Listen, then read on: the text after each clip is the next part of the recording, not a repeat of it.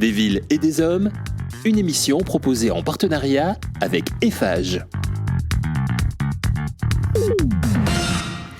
Ravi de vous retrouver aujourd'hui pour une nouvelle émission de notre série mensuelle des villes et des hommes, consacrée aujourd'hui aux vivants dans la ville.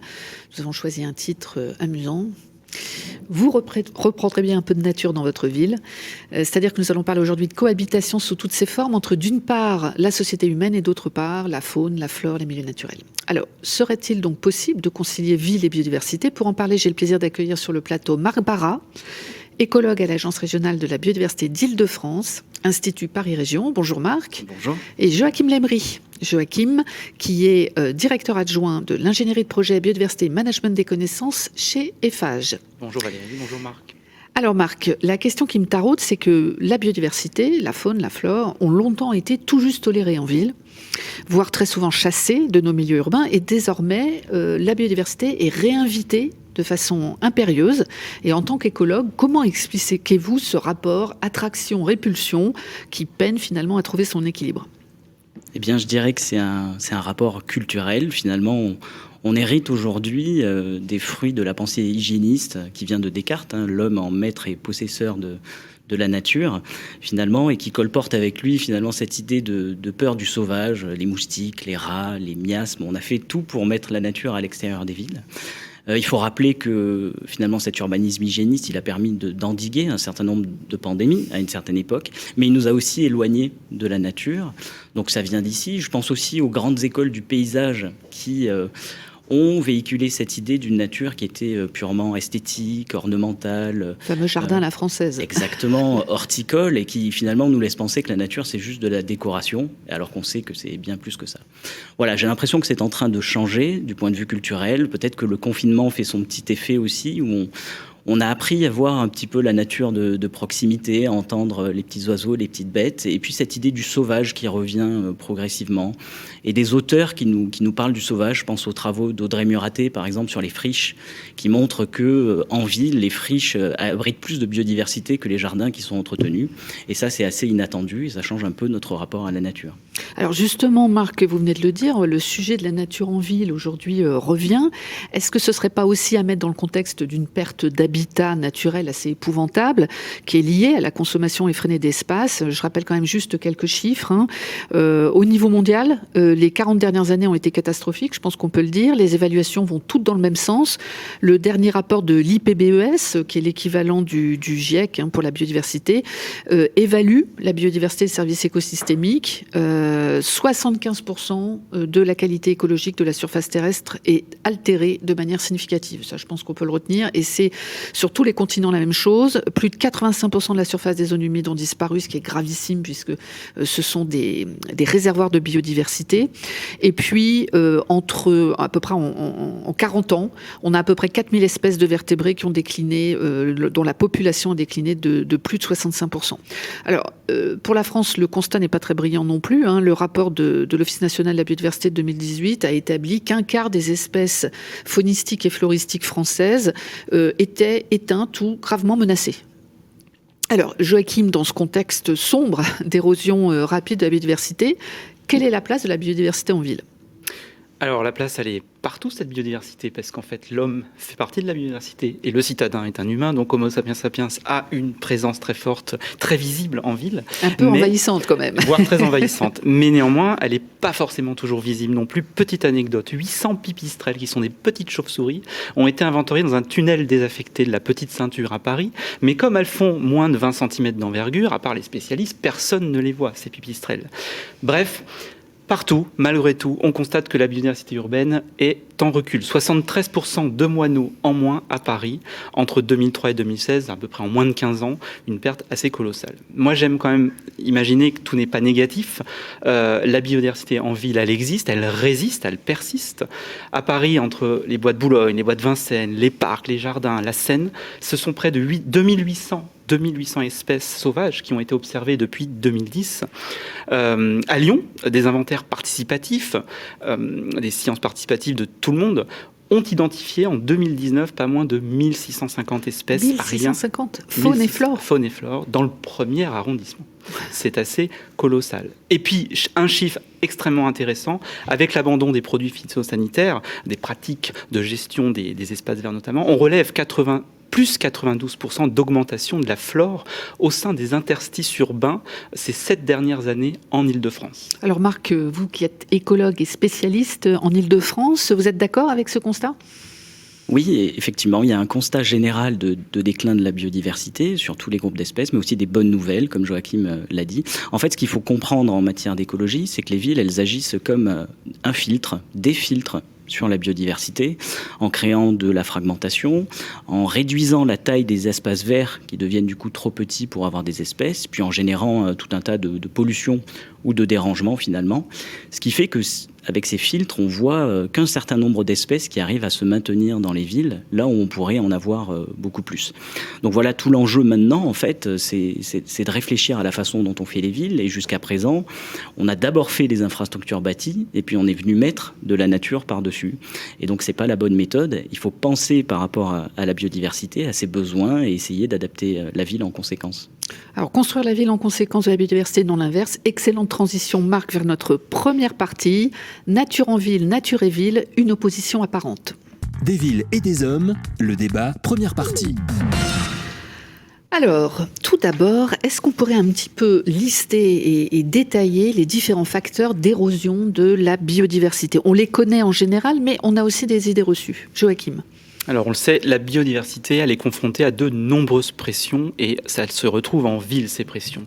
La fragmentation des milieux naturels, c'est pas seulement les infrastructures linéaires qui traversent le territoire, c'est aussi les tâches urbaines qui fragmentent énormément, le changement climatique, les pollutions chimiques et lumineuses et l'artificialisation des sols notamment. C'est un des premiers sujets de pression que cette artificialisation des sols et toutes ses conséquences. Nous vivons dans des villes bétonnées, vitrifiées souvent. Les données varient, beaucoup de données sont brassées, elles sont un peu différentes les unes des autres, mais elles convergent toutes pour montrer qu'en France, l'artificialisation est supérieure, le rythme d'artificialisation est supérieur à la moyenne européenne et croît 3 fois plus rapidement que la population. Et donc, selon un excellent rapport de France Stratégie de 2019, le taux moyen d'artificialisation est d'environ 20 000 hectares par an, soit minimum, soit à peu près 20 000 stades de foot, si on veut donner un peu un ordre d'idée. Et donc, voilà le constat sur les atteintes. Alors Marc, dès qu'on parle d'artificialisation des sols, on pense immédiatement aux difficultés que cela crée sur la gestion, quant à la gestion des eaux pluviales, mais j'imagine que ce ne sont pas les seules conséquences négatives. Ce ne sont pas les seuls. En fait, d'abord, l'artificialisation au sens large, c'est le grignotage des terres, des espaces naturels, agricoles et forestiers. On sait que c'est un fléau depuis des années. Ça fait 30 ans que les urbanistes comme les environnementalistes disent qu'il faut mettre un terme à l'étalement urbain. C'est un peu dans ce contexte qu'en 2008, le gouvernement a proposé cette idée du zéro artificialisation nette. Autrement dit, se fixer un horizon pour stopper l'artificialisation des sols et il y a énormément de débats en ce moment en fait sur cet objectif ZAN pour zéro artificialisation nette. La façon de l'appliquer. Et voilà, et des débats contradictoires sur la façon de l'appliquer. Pour autant, ce que je constate, c'est qu'en lisant l'ensemble des rapports d'experts ou les positionnements d'experts, on connaît déjà les solutions pour arrêter de mettre un terme à l'artificialisation des sols. Elles sont notamment en rapport avec la fiscalité, le rapport de Guillaume Sainteny qui date de 10 ans mais qui est toujours d'actualité, qui montre qu'en réformant la fiscalité, on pourrait limiter l'extension urbaine.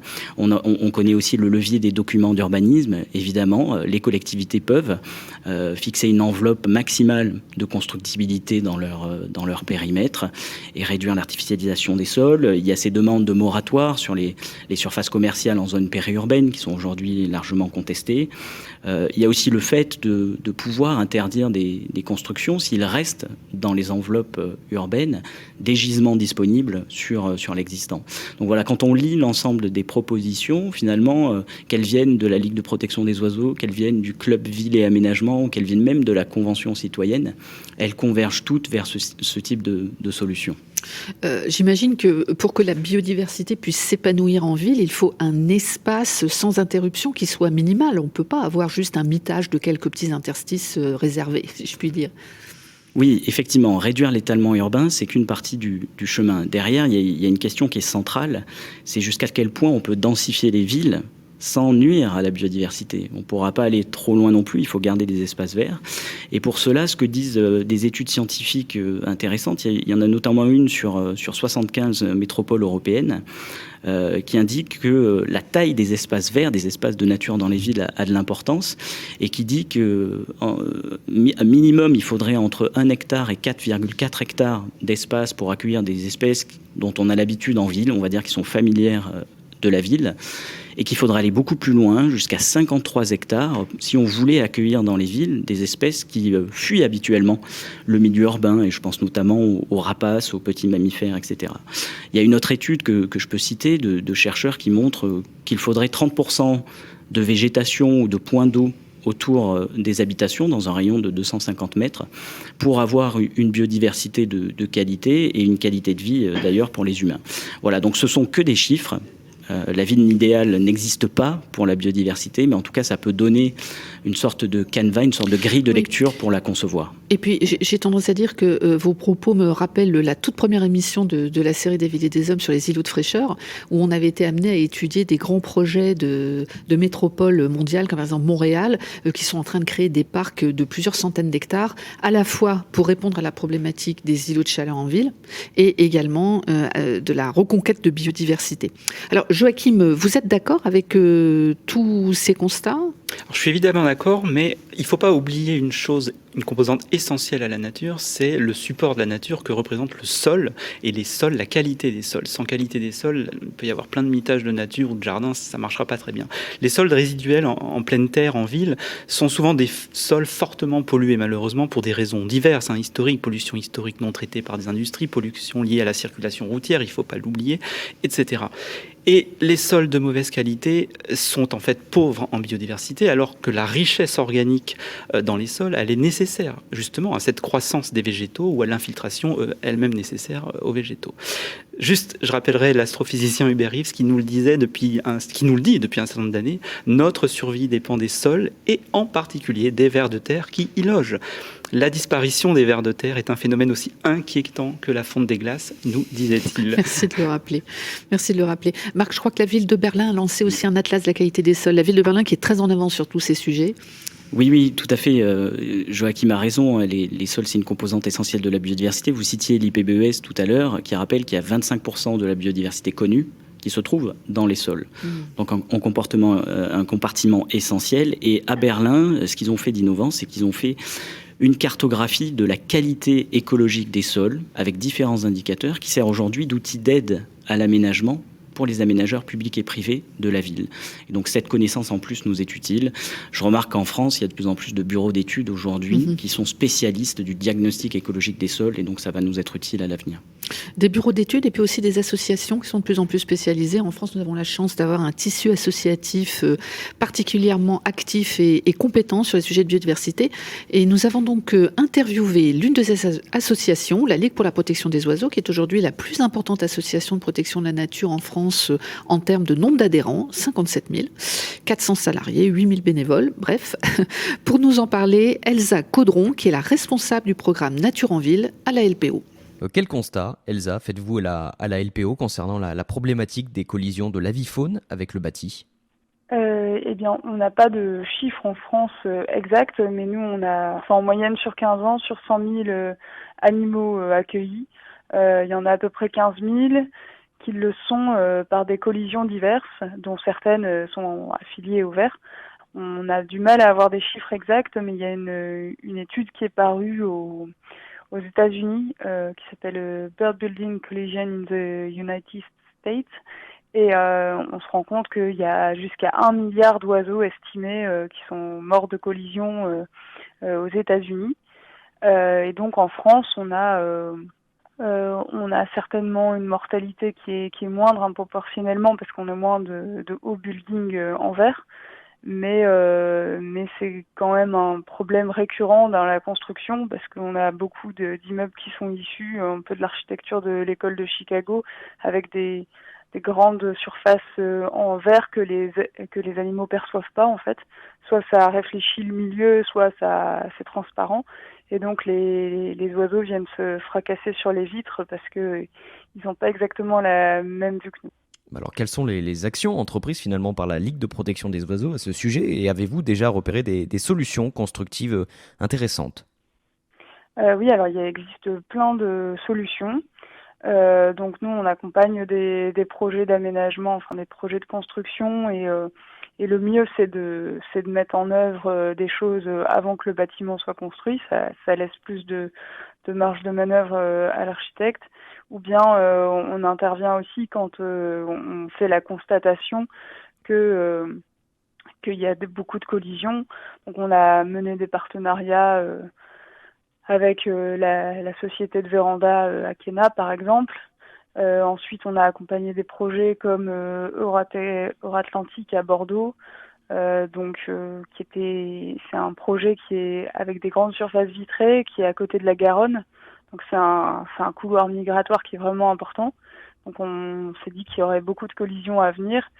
Et donc on a fait un travail sur les façades avec Euratlantique pour proposer pour éviter que les oiseaux se cognent sur les vitres. Donc le mieux c'est vraiment de réfléchir à mettre des verres qui soient pas très réfléchissants et qui sont pas trop transparents. Donc on peut imaginer aussi des verres polis, ce genre de solution. Alors Elsa, vous êtes responsable, je le rappelle, du programme Nature en Ville à la LPO. Est-ce que vous pouvez nous expliquer en quelques mots l'idée de ce programme ? Alors ce programme, il a été créé en 2012. L'idée, c'est qu'on voyait beaucoup de sujets émergents sur la ville durable. Et donc on travaillait depuis un moment sur les espèces du bâti, par exemple.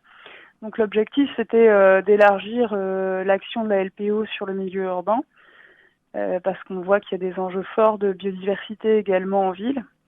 Donc de travailler autour des thèmes, des trames écologiques, de se saisir de la question de l'urbanisme. Et donc depuis 2012, nous rassemblons des différents acteurs de la ville autour d'un club qui s'appelle le Club Urbanisme, Bâti et Biodiversité, le Club U2B. Et on se rejoint 3 à 4 fois par an pour discuter de thèmes tels que par exemple la collision verre ou bien les trames écologiques ou encore l'alternative à l'artificialisation des sols. Et donc ces clubs ils permettent de se rencontrer et de trouver des solutions innovantes, enfin d'entendre des entreprises ou des collectivités qui partagent leurs idées. Et on accompagne également des projets, donc avec des constructeurs, des promoteurs immobiliers ou des collectivités. Et ça nous permet de définir d'aller plus loin que les simples préconisations qu'on peut faire après, par exemple de juste mettre des nichoirs. Ça permet d'accompagner le projet sur toute sa longueur et définir des zones à enjeu, etc. Donc ça, c'est vraiment quelque chose d'intéressant. Et à terme, pour le développement du programme, on souhaite davantage cibler la formation, parce que ça nous permet que les entreprises comprennent en interne quelles actions elles peuvent mener sur leur projet. Donc ça, c'est quelque chose d'intéressant qu'on essaye de poursuivre. Eh bien écoutez Elsa Caudron, merci beaucoup pour tous ces éclairages dans cette nouvelle émission des villes et des hommes. Merci d'avoir accepté notre invitation. Alors, on le disait, la Ligue pour la protection des oiseaux compte plus de 57 000 adhérents et 8 000 bénévoles actifs, ce qui prouve quand même que toutes les initiatives de soutien à la biodiversité, qu'elles soient ordinaires ou pas ordinaires, attirent beaucoup de citoyens et ça nous permet d'entamer notre seconde partie, la nature en ville ou la redécouverte d'un lien vital. Des villes et des hommes, le débat, deuxième partie. Alors, quand on parle de nature et de lien vital, on n'est pas dans l'exagération, puisque les sociétés humaines tirent gratuitement de la nature un certain nombre de services écosystémiques qui nous procurent des bénéfices essentiels. Alors, pour n'en citer que quelques-uns, dépollution de l'air, dépollution des sols, de l'eau, rafraîchissement, je refais référence là à l'émission Îlot de fraîcheur du début d'année, ou encore contribution au bien-être physique et au bien-être moral des habitants. Ces services écosystémiques sont d'autant plus importants en milieu urbain quand on sait que 2 personnes sur 3 habiteront dans les villes ou leur périphérie d'ici 2050. Alors Marc, ces services écosystémiques, qu'est-ce que vous pouvez nous en dire ? Eh bien, je peux vous en dire qu'en ville, il y a de plus en plus d'études qui quantifient en fait ces services et ces bénéfices apportés par la nature, et du coup ça nous apporte des billes et de l'argumentaire. On peut notamment citer la question du rafraîchissement que vous avez déjà abordé, et du fait que la nature en ville, notamment les arbres de grande hauteur, les parcs de grande taille, rafraîchissent la ville. Il y a une étude de Météo France qui montrait pendant la canicule de 2003 qu'il y avait un écart jusqu'à 8 degrés entre le centre-ville de Paris et sa banlieue, donc c'est assez considérable, qui est dû à la minéralité de Paris. Quand on regarde les expérimentations en cours, je pense à celle de Lyon sur la rue Garibaldi, qui a montré qu'en plein été, les arbres de l'avenue permettaient de rafraîchir jusqu'à 3 degrés. Si toutefois ils étaient arrosés, et ils ont en plus lancé une expérimentation avec la réutilisation des eaux pluviales, donc ça fonctionne sur le rafraîchissement, ça fonctionne aussi sur l'amélioration de la qualité de l'air. Les arbres agissent comme des filtres à particules. Finalement, il y a une thèse sur l'agglomération de Strasbourg, de Wissal Selmi, qui a évalué à peu près à 80 tonnes de particules fines retirées par les arbres sur l'ensemble de l'agglomération. Donc ça ne devient pas du tout négligeable. Sur quel par an ? Par an, oui, non, par an, sur l'ensemble de l'agglomération, c'est énorme. Et enfin, ce rôle d'éponge, si on peut dire, de la nature en ville, pour l'absorption de l'eau, pour la gestion du ruissellement, du risque d'inondation. Et là aussi, on a 2 super exemples en Île-de-France de recréation de zones humides qui servent de zone d'expansion de crues. Je pense à la zone du Vinois, à Gonesse, qui a été fait par le SIA, et qui est sur 12 hectares, permet de stocker plus de 50 000 mètres cubes d'eau, Et puis ensuite, la renaturation de la Bièvre, aussi à Igny, dans le 91, qui sert aujourd'hui d'expansion des crues, alors qu'on avait au préalable une rivière canalisée. Oui, ça se fait beaucoup, les remises à ciel ouvert, si je puis dire, d'un certain nombre de rues ou de ruisseaux qui avaient été artificialisés ou qui avaient été cachés. L'un des grands avantages de la réintroduction de la nature en ville, c'est aussi de recréer du lien entre bien-être humain et nature. Alors justement, on avait déjà eu l'occasion de cette émission d'évoquer le projet de l'écoquartier La Vallée sur le site de l'ancienne école centrale en lisière du parc de Sceaux, à Châtenay-Malabry. Et la conception de cet écoquartier bénéficie d'un partenariat de recherche assez unique entre l'Université Gustave Eiffel et l'École nationale des ponts et chaussées et Eiffage. Et Joachim, est-ce que vous pourriez nous parler notamment des ateliers de recherche qui sont dédiés à la nature dans ce futur écoquartier ? Eh bien oui Valérie, je vais préciser vos propos sur cet écoquartier et ce programme de recherche. Donc c'est un programme de recherche qui s'appelle E3S comme écoquartier, sobre, smart et sûr, et qui mobilise presque 60 enseignants-chercheurs et 25 professionnels d'Eiffage au sein de 8 ateliers thématiques qui couvrent tous les champs de la ville durable, l'énergie, la construction, la santé, la sociologie, etc. Et le projet de recherche se déroule en parallèle de la première phase du chantier jusqu'en 2022, donc on est vraiment dans du in vivo. Et l'un des ateliers porte justement sur le lien entre la nature et le bien-être en ville. Oui, il faut quand même dire que c'est un écoquartier qui fait vraiment la part belle à la nature et que la mairie insiste sur l'appellation, je crois, de ville-parc. Et oui, on est en plus à côté du parc de Sceaux, donc exactement. C'est quelque chose d'assez important pour ce projet. Et une chose nous a surpris au préalable, c'est la demande forte des futurs habitants en faveur de la nature, en faveur de nature et de végétation. Un sondage réalisé dans la maison du projet, destiné aux futurs habitants, nous montre que le centre d'intérêt prioritaire de ces futurs habitants se porte sur la ferme urbaine qui est prévue dans ce quartier, et non pas, à notre surprise, sur d'autres problématiques comme des logements sobres, économes en énergie, ou bien des commerces et des services de proximité, ce que tout le monde attend en fait. Donc la demande la plus forte, c'est ça qu'il faut retenir, c'est que c'était en faveur de la nature et de la végétation. Et on a voulu en savoir un peu plus sur ce lien entre nature et citadin, et on parle effectivement du lien entre bien-être humain, voire bien-être santé, et citadin. Oui, je pense que c'est très important ce que vous dites là parce que sur cet écoquartier, l'un des collègues d'Eiffage Immobilier me disait que sur les 200 personnes à peu près qui sont à la maison du projet les week-ends, puisqu'elle n'est ouverte que les week-ends, eh bien tous les gens qui acceptaient de faire cette espèce de micro-trottoir étaient prioritairement préoccupés par les horaires d'ouverture de la ferme urbaine qui fait quand même plus d'un hectare. Hein. C'est quand même une vraie ferme urbaine.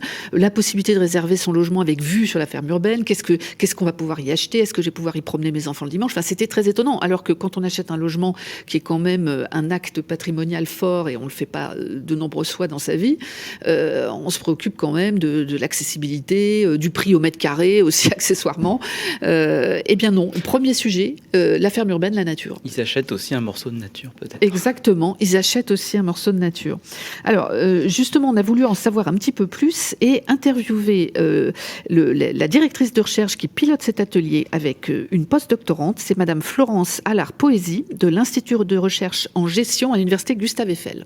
Alors une première question, bien que peu formalisée, le lien entre nature et bien-être est un ressenti commun en général. Qu'avez-vous découvert grâce aux travaux que vous menez dans cet atelier?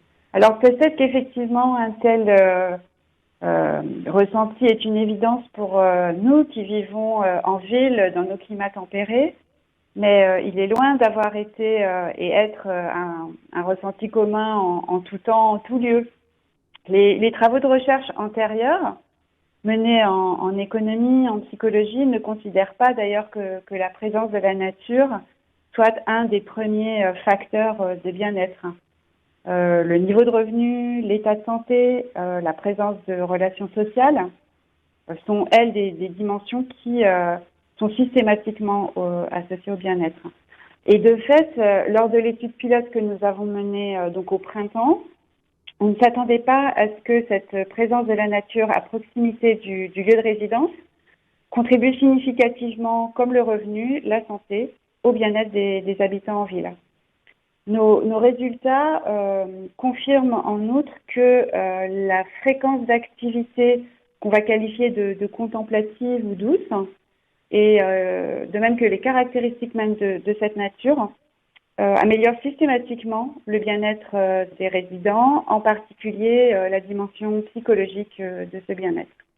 Alors, quand on parle de... Oui, dites-moi. Enfin, nos résultats à confirmer, là on est en train de mener une enquête nationale,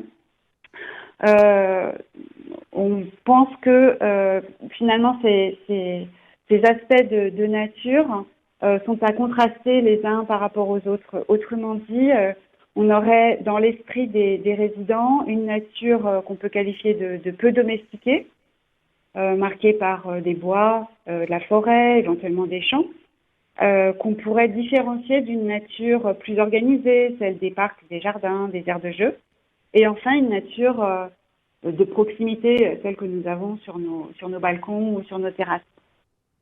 Alors, quand on fait ce constat, quelle suite à donner pour ces travaux? Alors, l'enquête que nous avons menée en septembre sur un échantillon représentatif des résidents de plus de 15 ans en zone urbaine en France, va nous permettre en fait d'établir des moyennes de bien-être par catégorie de population. Et sur ces bases, on pourrait envisager de comparer ces scores nationaux avec ceux qu'on obtiendrait sur des résidents dans un quartier spécifique. En tenant compte bien sûr du niveau de revenu, des caractéristiques sociales, éventuellement de santé de ces mêmes résidents. On pourrait en outre lier ces résultats avec les caractéristiques entre guillemets objectives du quartier en question, comme des mesures de qualité de l'air ou des indicateurs de biodiversité. Enfin, à l'heure de ce nouveau confinement où nombre d'entre nous travaillons à domicile, on prend bien conscience du fait que l'environnement physique de travail est un aspect important de la qualité de vie au travail. Et donc, on pourrait éventuellement faire aussi des études sur l'incidence d'une forte présence de la nature à proximité du lieu de travail sur le bien-être au travail. Il y a peu de travaux sur ces questions et c'est un aspect qui nous semble vraiment intéressant à poursuivre dans les mois, les années à venir. Eh bien écoutez, merci beaucoup Florence Allard-Poésy. Je rappelle que vous êtes professeur des universités à l'université Paris-Est Créteil-Val-de-Marne. Encore merci d'avoir pris le temps de répondre à nos questions sur Radio Imo pour cette nouvelle émission des villes et des hommes. Oui, université qui fait maintenant partie de l'université Gustave Eiffel, je tiens à le rappeler. Alors finalement, la question du lien entre nature et bien-être a longtemps été plus une question d'expérience personnelle qu'un sujet de recherche, et maintenant ça devient un sujet de recherche. Votre réaction, Marc ? Oui, effectivement. Alors, il y avait bien des travaux qui existaient il y a quelques années. Je pense notamment au professeur Kaplan aux États-Unis qui montrait les liens entre accès à la nature et repos, bien-être, diminution du stress, etc. Mais c'est vrai que je pense que Florence Allard-Poésy l'a bien dit. Il y a le Covid et la crise sanitaire, le confinement ont donné un coup de fouet à ces recherches aujourd'hui. Et pour info, en Île-de-France, on mène une étude entre l'Observatoire régional de santé et l'ARB Île-de-France sur ces liens santé-biodiversité et surtout comment les traduire de manière opérationnelle dans les politiques publiques et notamment les politiques d'aménagement. De sujets qui sont aujourd'hui un peu traités en silo par des compétences différentes. Ouais, comme souvent. Alors, autre service écosystémique urbain d'importance, c'est le cycle de l'eau. Le cycle de l'eau en ville, malheureusement, très souvent interrompu par une surimperméabilisation. Alors, permettre au cycle de l'eau de réinvestir la ville est essentiel pour la résilience urbaine face au changement climatique. C'est la recharge des nappes phréatiques, par exemple, recharge des cours d'eau, désengorgement des réseaux d'assainissement et puis, bien sûr, la réduction du risque d'inondation, notamment avec les pluies torrentielles qui seront l'une des conséquences récurrentes du changement climatique. Alors, pour ne donner qu'un chiffre, l'Organisation des Nations Unies pour l'alimentation et l'agriculture rappelle que les arbres à feuillage persistant peuvent intercepter jusqu'à 15 000 litres d'eau par an. C'est considérable, Marc. Oui, c'est considérable. Et encore une fois, il y a cette image de l'éponge qui me vient quand on pense à la nature et aux espaces verts. Cet enjeu de l'eau est hyper important. Chaque année, c'est la même histoire. Pendant les gros orages et les fortes pluies, on a des réseaux, des canalisations qui sont très vite saturés. Alors, on sait très bien faire des solutions de génie civil, mais pour autant, elles sont assez lourdes en termes de consommation de matière. Les bassins d'orage, par exemple. Voilà, les bassins d'orage et d'atteinte au sol. Et donc, aujourd'hui, notamment sous l'impulsion des agences de l'eau, on développe de plus en plus des techniques alternatives de gestion des eaux pluviales, basées sur les espaces de nature. Alors on peut penser aux noues, aux abords des bâtiments ou des rues, on pense aux mares urbaines et on pense à ces espaces verts qui deviennent inondables, y compris en ville très dense. Et l'objectif, c'est intercepter en fait la pluie là où elle tombe. Et donc aujourd'hui, c'est un excellent levier pour intégrer de la nature et de la pleine terre au sein des projets. Alors moi, en tant qu'écologue, j'ai aussi un regard parfois critique sur ces ouvrages de gestion des eaux pluviales. J'ai visité beaucoup de noues, de mares urbaines et de bassins de rétention. On manque encore de génie écologique et d'ingénierie écologique pour essayer de les concevoir tels des milieux naturels. Et parfois, je m'étonne de voir tant de bâches plastiques, de géotextiles, etc., les mauvaises espèces ou une gestion trop forte. Voilà, il y a encore une progression dans les métiers mobilisés pour faire ces techniques de gestion alternative.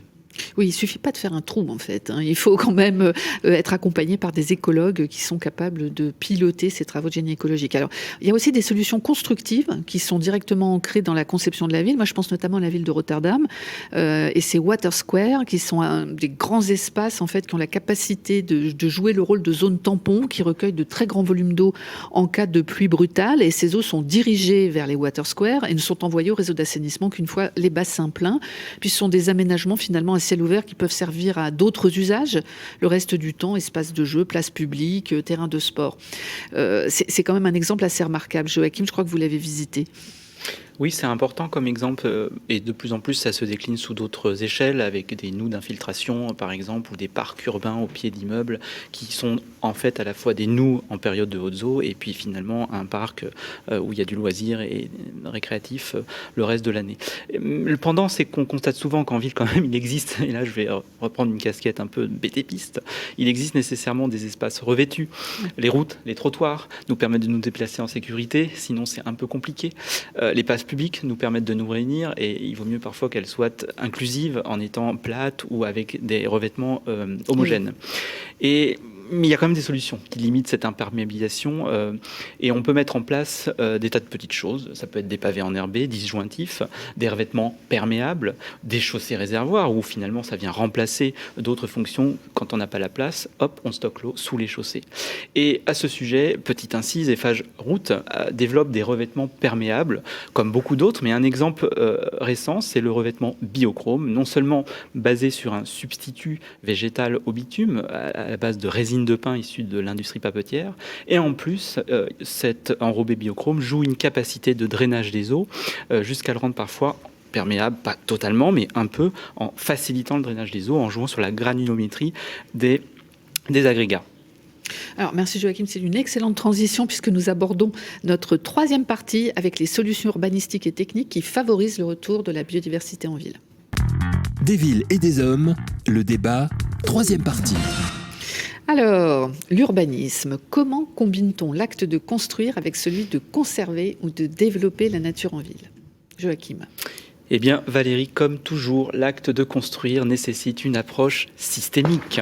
C'est bien pour ça d'ailleurs qu'on est réunis aujourd'hui et à travers toutes ces émissions. Avant de penser à intégrer des solutions aussi formidables soient-elles, innovantes, écologiques, il faut penser à bien connaître les enjeux environnementaux, écologiques, pour maîtriser les éventuels risques qui sont associés. Et ça signifie qu'il faut inclure un écologue, puisqu'on parle de biodiversité, en amont, dès la conception, au plus tôt, et bien sûr systématiser l'acquisition de cette connaissance naturaliste à travers des diagnostics, des états des lieux complets, naturalistes, faune, flore, les habitats. La pédologie, la qualité du sol, on en a parlé au début, les continuités écologiques, les fameuses trames vertes et bleues. Et trames brunes. Et trames brunes, tout à fait, puisque ce sont les sols. Et puis, éventuellement, des enquêtes socio-écologiques pour aborder cette histoire d'attente des habitants. On parle de sociotopes, par exemple. Il s'agit de les cartographier, tous ces enjeux, de les synthétiser, et bien sûr d'établir des préconisations pour la construction et la gestion derrière sur le long terme. Alors Marc, une réaction par rapport aux propos de Joachim sur la bonne connaissance des enjeux environnementaux pour maîtriser les risques ? Oui, évidemment, je peux qu'apprécier cette idée d'intégrer, je me bats pour ça, intégrer des écologues dans les projets architecturaux. Et en amont surtout. Et à la fois, oui, en amont et aussi pendant le projet. Alors, ce que je dis souvent, un peu comme une provocation, hein, c'est que pour moi, le meilleur bâtiment pour la biodiversité, c'est parfois celui qui n'est pas construit. Et donc, derrière, il y a aussi cette idée, effectivement, de sobriété. Je crois que les collectivités doivent aller vers plus de renouvellement urbain, d'adaptation de l'existant, construire sur l'existant, réhabiliter ce qui est déjà construit au lieu de s'étaler. Il y a certains territoires qui sont déjà un peu trop urbanisés et qu'il faudrait même parfois désaménager. On parle de désimperméabilisation. Et cette idée de sobriété, elle est portée aujourd'hui par des mouvements d'architectes aussi, c'est assez fort, hein, mais je pense au mouvement pour la frugalité heureuse et créative de Philippe Madec, voilà, dont un des articles du manifeste, c'est de dire nous ne ferons plus de construction neuve en extension, on fera que de la rénovation. Voilà, et je plaide aussi pour qu'on essaie de systématiser dans les opérations d'aménagement un coefficient de pleine terre, c'est-à-dire un ratio minimal entre la part de pleine terre et des espaces verts et la part bâtie. Alors je peux rebondir sur l'exemple de l'écoquartier de Châtenay-Malabry, la Vallée.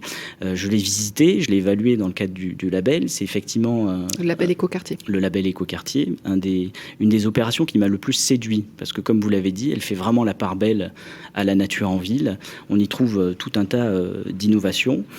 Pour autant, on peut imaginer qu'à l'avenir, sur cette question de la pleine terre, on aille un peu plus loin. Dans cette opération, en faisant les calculs, on voit qu'il y a une perte nette d'à peu près 3 hectares de pleine terre entre l'avant et l'après.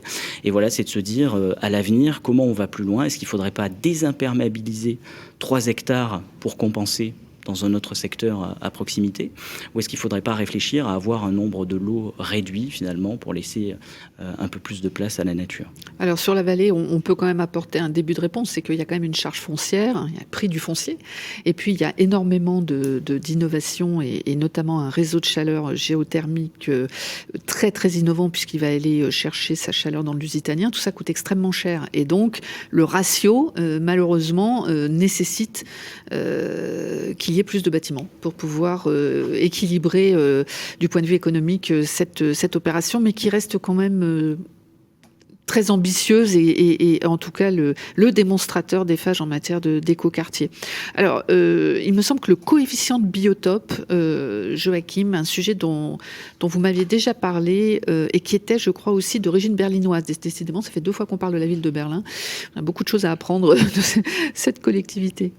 Et oui, parce que quand on ne peut pas tout faire en pleine terre, puisqu'il faut quand même construire, dans un centre de cas, eh bien, Berlin a inventé ce coefficient de biotope qui est un outil intéressant parce qu'il permet d'orienter la planification urbanistique. En fait, il s'agit tout simplement de calculer la part d'une parcelle qui va être dédiée à la nature, pas forcément en pleine terre. Il faut tout exploiter. Et ce coefficient peut être régulé, voire même imposé.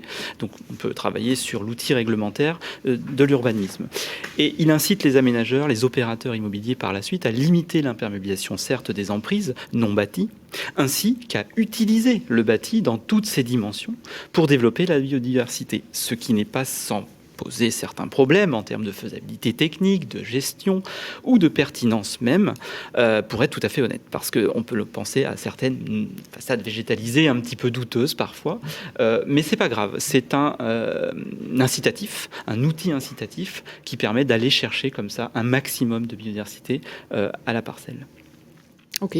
Alors, justement, peut-être pourrions-nous avoir un très bel exemple de solution architecturale et technique. Marc, vous pourriez nous présenter, vous m'aviez parlé lorsque nous avons préparé cette émission, du groupe scolaire des sciences et de la biodiversité. Oui, effectivement, c'est une école élémentaire et maternelle qui est située en plein cœur de Boulogne-Billancourt et qui a été conçue en 2014 par les architectes Chartier-Dalix sous l'impulsion de la directrice Sophie de Ramon.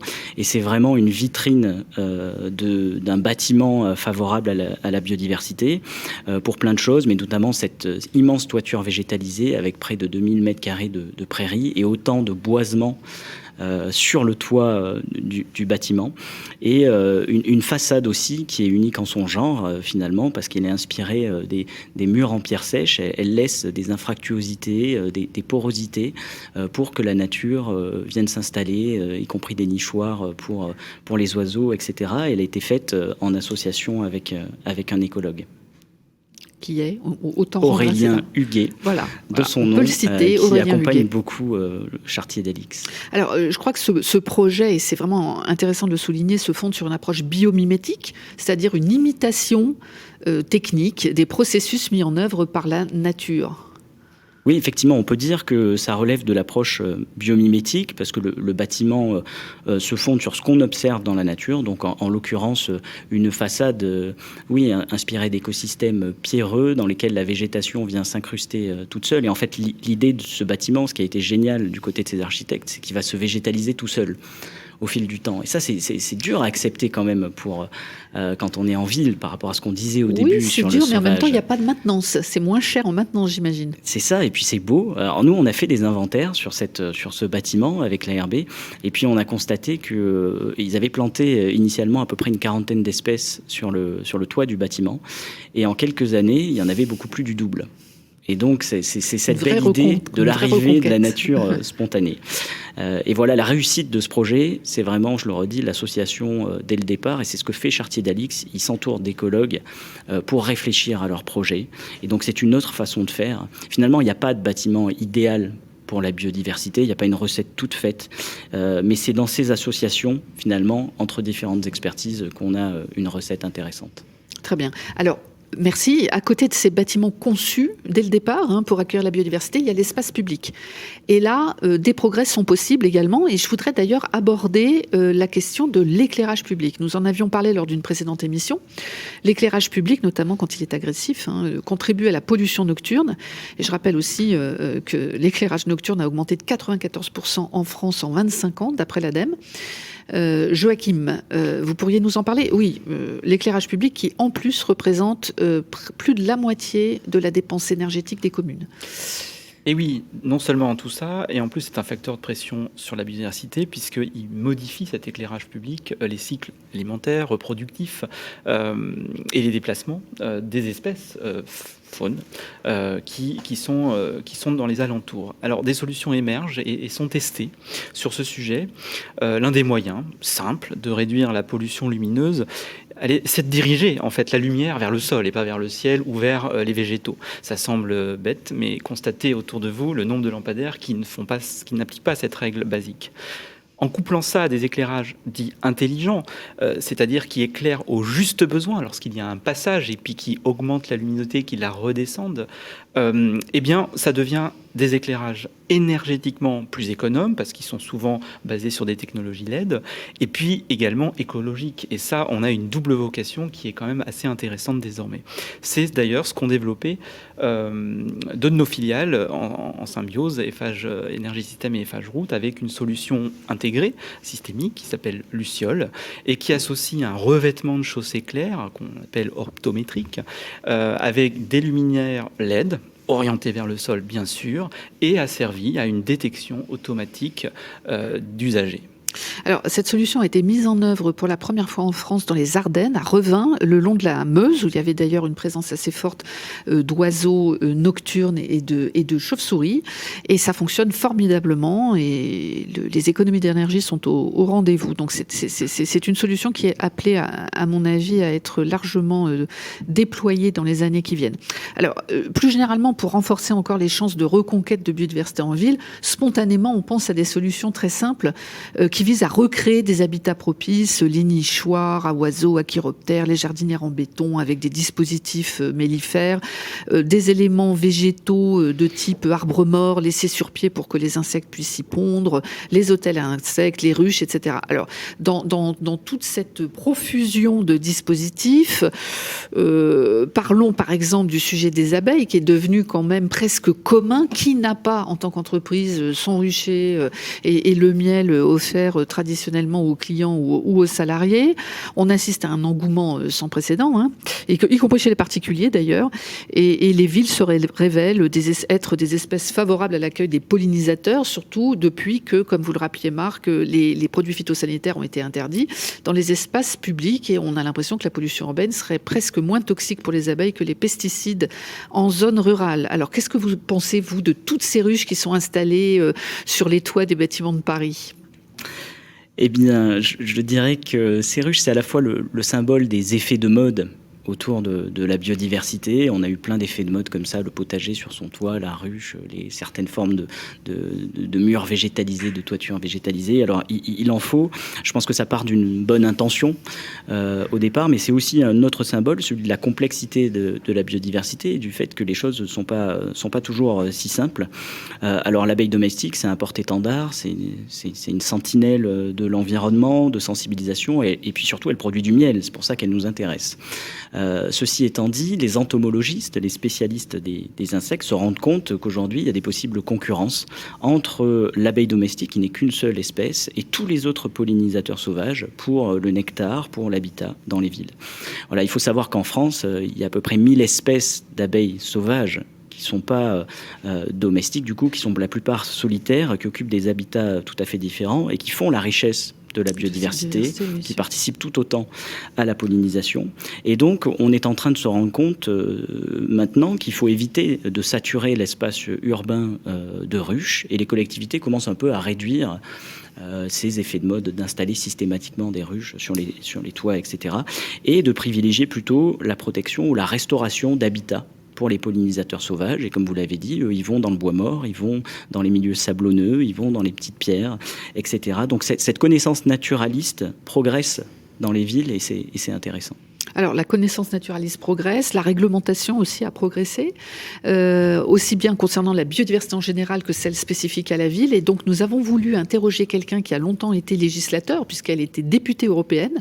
Et c'est l'actuelle directrice générale de l'ONG Humanité et Biodiversité, Madame Sandrine Bélier. En tant que directrice d'Humanité et Biodiversité et ancienne députée européenne, que vous évoque la notion de nature en ville ? Qu'est-ce que ça m'évoque ? Il n'y a pas vraiment de définition stricte de ce qu'est la nature en ville, parce que ça va dépendre des territoires. Mais dans tous les cas, la nature présente toujours une partie de la solution. C'est une solution qui présente de multiples intérêts dans un milieu urbain. Alors, je vais vous donner 3 exemples. la mise en place d'espaces verts, par exemple, ou la végétalisation des berges ou des cours d'eau, ou encore la création d'étangs ou de mares dans un milieu urbain, ça participe très très largement à réduire le risque d'inondation, et on en connaît de plus en plus et on voit les effets dévastateurs. Autre exemple, la mise en place de parcs, la plantation d'arbres, la revégétalisation de friches, par exemple, c'est un excellent moyen de réduire les îlots de chaleur. Et puis, dernier élément que ça m'évoque, et il est important pour moi, c'est que la nature en ville, c'est bon pour le moral. Donc, voilà 3 exemples qui illustrent pourquoi c'est pas inutile de mettre de la nature en ville. Et puis, du côté d'HB, d'Humanité et Biodiversité, on a un credo qui est la nature partout, pour tous, avec tous. Et puis, on a un outil pour ça qui sont les oasis nature. Et on sort bientôt un guide pour faire des oasis sur son balcon. Donc, pour amener de la nature. Alors, c'est pas seulement une responsabilité d'élus et d'avoir des parcs, des berges, bien sûr, c'est important, mais aussi chacun d'entre nous, au niveau de son logement, peut participer à mettre de la nature en ville. Alors, en quelques mots, Sandrine, est-ce que vous avez observé un changement dans les réglementations d'une part et dans la demande publique d'autre part ? Alors, oui et non. C'est-à-dire ? Alors, si je dois vous illustrer un peu les différents éléments que moi j'ai pu noter en termes d'évolution, alors tout est parti du Grenelle de l'environnement en 2008. C'est là qu'on a pris la dimension de l'importance de préserver la nature ordinaire. Alors, le premier instrument qui a vraiment joué un rôle pour introduire la nature en ville et dans les documents de planification, ce sont les trames vertes et bleues. Ça a été le premier instrument assez utile pour permettre cette prise en considération des continuités écologiques. Donc, il suffit pas seulement de préserver des espaces, d'avoir des réserves naturelles, mais d'avoir des couloirs de biodiversité et donc forcément d'introduire de la biodiversité dans les milieux urbanisés. Et puis, autre évolution assez notable, la loi de 2016, puisqu'on passe d'une loi de 76 sur la préservation de la nature à une loi dont le titre est la restauration de la biodiversité. Restauration de la biodiversité, donc remettre de la biodiversité là où il n'y en a plus. Et puis, un objectif là qui s'impose, qui est le 0 perte nette de biodiversité. Et puis, j'ai pas fini, parce qu'il y a eu quand même un autre élément, c'est l'interdiction d'usage des pesticides dans les communes. C'est pas la nature en ville, mais ça participe à la préservation de la biodiversité en ville. Et puis, enfin, et je vous dis, ça s'accélère et on va avoir je pense que ça va s'accélérer encore. En 2018, dans le plan biodiversité, le plan biodiversité réaffirme un objectif qui est le 0 artificialisation nette, qui va être repris par la Convention citoyenne pour le climat, qui d'ailleurs va en faire un chapitre entier avec tout un paquet de propositions qui, en principe, devraient être reprises dans une loi qui sera présentée début 2021 à l'Assemblée nationale. Et puis, enfin, et c'est là où je pense qu'on va avoir un coup d'accélérateur, on va avoir une prochaine stratégie nationale pour la biodiversité pour les 10 prochaines années, sur le constat d'échec des 2 dernières. Et parmi les 13 objectifs de la communication de la Commission européenne pour la future stratégie en faveur de la biodiversité à l'horizon de 2030, qu'elle a présentée au Parlement européen et au Conseil, il y a une mesure, et ça c'est très nouveau, c'était dans aucune autre stratégie européenne. Parmi ces 13 mesures, il y a une mesure qui concerne directement la nature en ville, c'est la mesure 11, et cette mesure prévoit une obligation pour les villes de 20 000 habitants ou plus de se doter d'un plan ambitieux d'écologisation de l'espace urbain. Donc, sans aucun doute, ça va devenir une obligation communautaire, et on devrait, je pense, dans les années à venir, avoir plus de nature en ville. Et je dois vous avouer que pour Humanité et Biodiversité et pour moi-même, c'est un élément dont on se réjouit. Eh bien écoutez, merci beaucoup Sandrine Bellier pour toutes ces explications précises, pour tous ces éclairages. Je rappelle que vous êtes la directrice d'Humanité et Biodiversité et puis vous êtes ancienne députée européenne. Merci beaucoup d'avoir pris le temps de répondre à nos questions pour cette émission sur Radio Imo des hommes. Merci beaucoup. Alors, Marc, Joachim, une réaction sur ce sujet des perspectives d'évolution réglementaire ? Sandrine Bélier a tout dit. Enfin, on voit qu'il y a un coup d'accélérateur vraiment sur ce thème de la nature en ville, donc c'est très intéressant. J'ajouterais aussi que quand on regarde un peu le droit de l'urbanisme, par exemple, la réglementation, elle existe déjà. Oui. Il faut l'appliquer. Comme souvent. Mais oui. Et par exemple, les plans locaux d'urbanisme peuvent être très très ambitieux en matière de nature en ville. L'outil est là, par contre, c'est la volonté politique derrière qu'il faut pour le mettre en œuvre. Voilà, et peut-être citer, on a un outil qui s'appelle le Concours Capitale Française de la Biodiversité depuis 2010 et qui est une machine à récolter les bonnes pratiques dans les collectivités françaises et qui montre comment elles s'appuient sur ces outils réglementaires pour changer les choses. Très bien. Moi, j'aurais un petit bémol. Sandrine l'a un petit peu évoqué. La réglementation, effectivement, avance bien. On peut quand même parler, en termes de demande publique, d'une faiblesse, souvent, avec peu ou pas d'éco-conditionnalité d'un certain nombre de projets. En gros, pour faire simple, lorsque c'est pas la collectivité qui demande quelque chose en matière de biodiversité, vous pouvez avoir plein de bonnes intentions et finalement vous n'êtes pas vraiment retenu sur l'idée d'avoir une gueule verte, si je puis dire, ou de faire des propositions en matière de biodiversité en ville.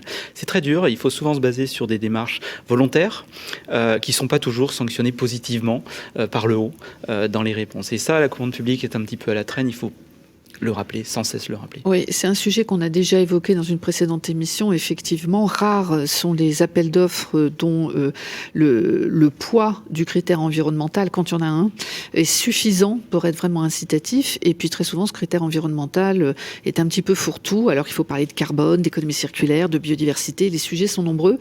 Et là aussi, c'est un appel aux élus, finalement. Ils ont le pouvoir de modeler une commande publique environnementalement ambitieuse. Il faut le faire. Il faut vraiment qu'ils utilisent ce levier et on est ravis, les entreprises sont ravies quand elles peuvent tirer leurs pratiques vers le haut et être différenciantes du point de vue environnemental. Je crois qu'au-delà de l'aspect réglementaire, il y a des initiatives volontaires qui viennent encourager la prise en compte de la biodiversité en ville à l'image d'un label assez récent mais qui a très très bien démarré, c'est le label Biodiversity. Oui, merci Valérie, vous avez raison d'en parler. Ce label, il a été créé par le CIBI, qui est une association, et CIBI veut dire Conseil international biodiversité et immobilier, association créée en 2013 et qui est née du constat assez simple que l'immobilier a un véritable rôle à jouer dans ce nouvel urbanisme durable qui fait une part belle à la biodiversité. Et il est à l'origine de ce fameux label Biodiversity qui compte aujourd'hui 200 opérations engagées et 75 opérations labellisées, strictement parlant, Biodiversity. Il permet, ce label, pour un constructeur ou un promoteur immobilier d'afficher et de mesurer la prise en compte de la biodiversité au sein de son projet, au sein des projets, autant sur la stratégie déployée que sur l'architecture écologique du projet et les services rendus aux usagers. C'est une affaire sérieuse, c'est basé sur la notion de potentiel écologique qui a été développée par un écologue suisse, celui-là, pas berlinois, Guy Berthoud. Ah oui. Et donc c'est un label vraiment scientifiquement poussé. D'ailleurs, il est entouré d'un aéropage d'experts scientifiques à travers un conseil scientifique qui, d'ailleurs, essaye de tirer le label vers de nouvelles dimensions scientifiques ou de questions émergentes, le cas des friches urbaines, le zéro artificialisation nette, comme on a évoqué déjà plusieurs fois, ou la biodiversité grise encore. Très bien. Alors, en conclusion, il n'y a pas de conclusion définitive en fait à ce sujet de la biodiversité qui est à la fois très ancien, on le rappelait en introduction, mais également qui revient de manière très forte. Je pense qu'on peut dire que la reconquête de la ville par la biodiversité est ancrée dans une espèce de relecture contemporaine des zones urbaines à l'aune du changement climatique. Je retiendrai surtout, comme pour quasiment tous les sujets de développement durable, que les clés de réussite résident dans l'anticipation très en amont de la biodiversité dans l'élaboration du projet urbain. Marc, vous avez parlé d'intégration des compétences d'écologues dans les équipes en charge des réflexions sur la fabrique de la ville. Vous avez parlé de génie écologique. Et donc finalement, écologue, paysagiste, le plus en amont possible, aux côtés de l'urbaniste, de l'architecte et des ingénieurs qui font la ville. C'est la première condition pour essayer de réussir un projet. Donc cette manière nouvelle de traiter, de travailler le projet urbain à l'aune de la biodiversité nécessite un changement changement culturel que seules les formations des étudiants aujourd'hui permettront de faire. Alors je voulais rappeler, pardon, mais sans voir midi à ma porte, mais j'ai une tendresse particulière pour un master qui a été créé par Eiffage en 2009 avec l'Université de Paris 1 Panthéon-Sorbonne, justement parce que ce master professionnel spécialisé qui s'appelle Bioterre cherchait à œuvrer et à colmater finalement une brèche existante dans les différentes formations d'enseignement supérieur pour travailler sur les interactions entre BTP et biodiversité et comprendre toutes ces interactions. Alors le succès du master n'est plus à démontrer aujourd'hui, ce qui montre à quel point d'ailleurs il y a un besoin de compétences pour comprendre tous ces sujets entre environnement, biodiversité et fabrique de la ville. Bref, la clé la plus importante est peut-être simplement de reconnaître enfin avec modestie et humilité que nous avons un besoin vital de nature dans des existences devenues majoritairement urbaines. Je vous remercie et à très bientôt. Des villes et des hommes, une émission proposée en partenariat avec Eiffage.